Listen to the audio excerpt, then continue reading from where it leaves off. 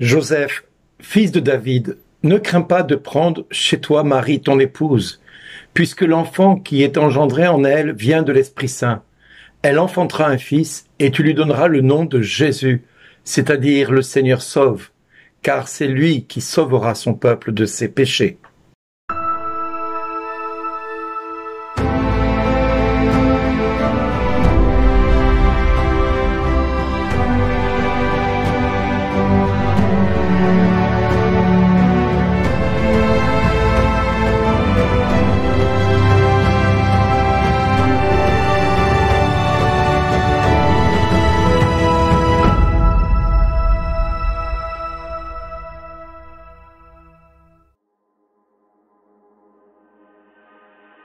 Bonjour les amis et bonne fête de la Saint-Joseph à tous ceux qui s'appellent José, Joseph, qui ont le prénom Joseph dans leur prénom, c'est le cas de dire.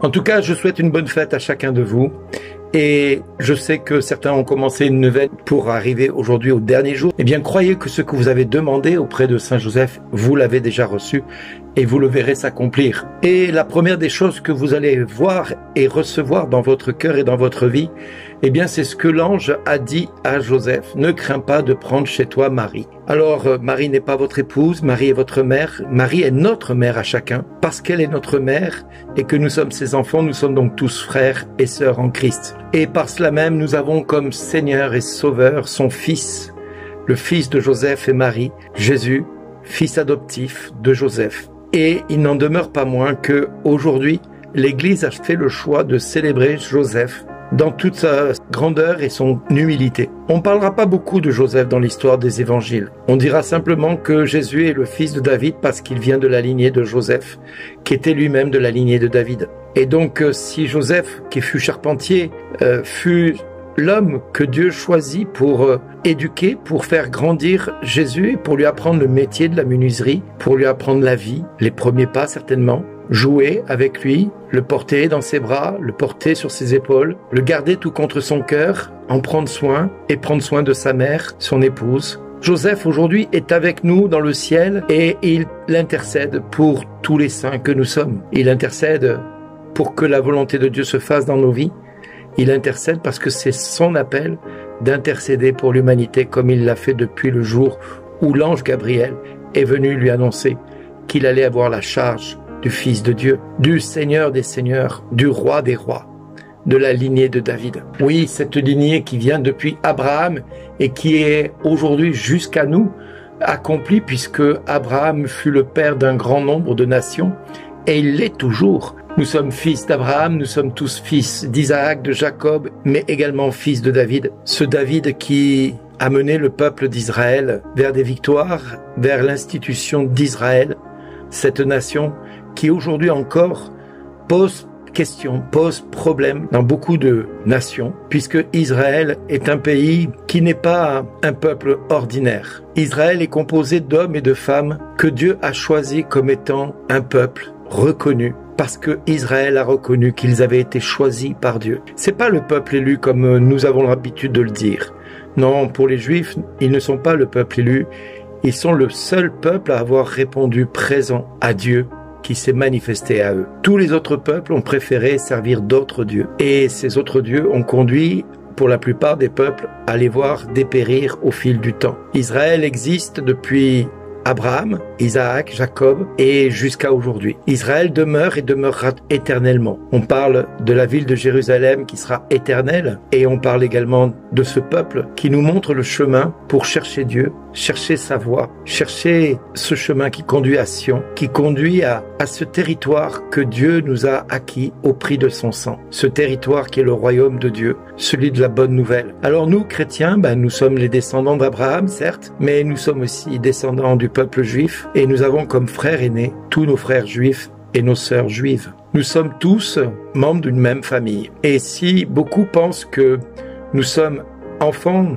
d'un même Père, il n'en demeure pas moins que notre communion avec ce Dieu unique qui nous s'est manifesté en 3 personnes, Père, Fils et Saint-Esprit, eh bien ce Dieu unique qui porte plusieurs noms, Adonai, El Shaddai, Roua, ce Dieu qui ne cesse de continuer à interpeller les hommes, qui ne cesse de continuer à vivre et à manifester sa présence dans notre monde, qui ne cesse de nous montrer combien nous lui sommes précieux et pour lequel il veut tout et tout nous accorder. Alors aujourd'hui, mes amis, à l'occasion de Saint Joseph, j'ai envie de nous dire et de dire à chacun de nous que nous avons l'opportunité de prier notre Dieu et de dire cette même prière que Marie, qu'il me soit fait selon ta parole, Seigneur. Parce que je ne sais pas comment cela va-t-il se faire, comment je vais pouvoir avancer aujourd'hui, comment je vais pouvoir croître en sagesse et en intelligence. Mais je sais, Seigneur, que ce que tu as commencé dans mon cœur, tu vas l'achever. Alors j'ignore comment tu vas t'y prendre, mais je sais que tu vas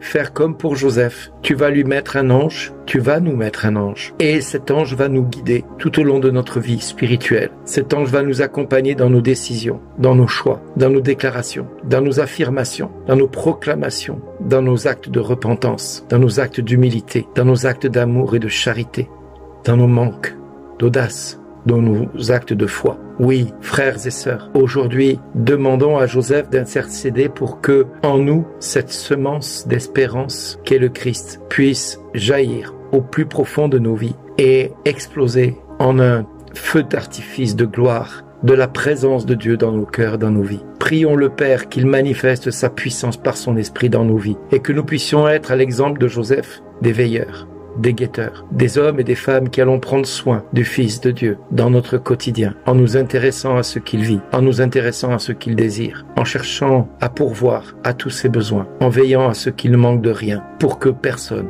autour de nous ne manque de quoi que ce soit. Oui, pensons au Christ qui est en chacun de nos frères et de nos sœurs. Pensons à ce Fils qui a voulu faire de nous, par son esprit, son temple. Eh bien, Seigneur, viens au secours de nos faiblesses. Viens à nos manques de foi, être celui qui vient compléter. Viens à nos manques de pardon, accomplir ta miséricorde. Viens en nous, Seigneur, manifester la gloire du Père, pour qu'en toute occasion, le Père puisse se réjouir de nous voir, l'aimer et le choisir, lui, l'unique Seigneur de nos vies. Amen.